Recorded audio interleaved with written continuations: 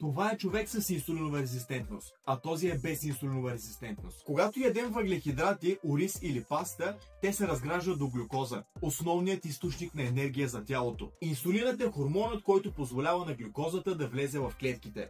Представи се го като ключ, който отключва вратата, за да може глюкозата да се използва за гориво.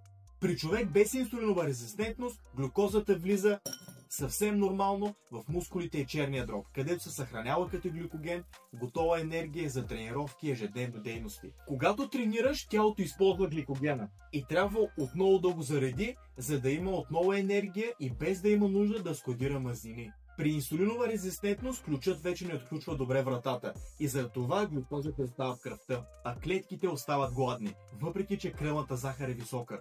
Черният дроб и мускулите не успяват да съхранят достатъчно енергия като гликоген.